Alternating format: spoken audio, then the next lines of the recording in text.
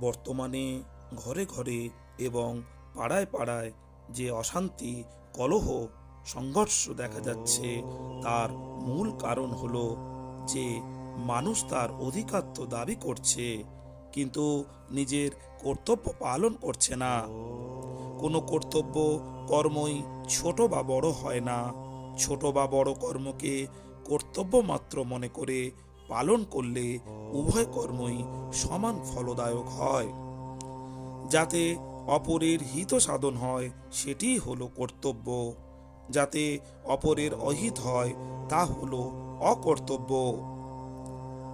রাগের জন্যই মানুষের মধ্যে কর্তব্য পালনে পরিশ্রম বা কঠিনতা প্রতীত হয়।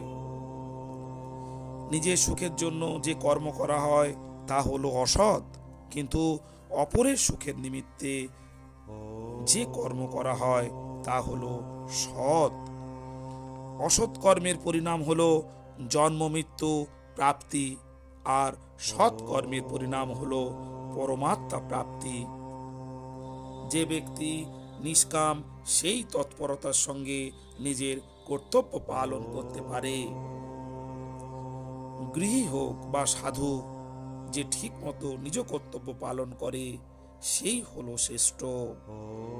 নিজের জন্য কর্ম করলে অকর্তব্যের সৃষ্টি হয়, কিন্তু পরের জন্য করলে কর্তব্য হয়।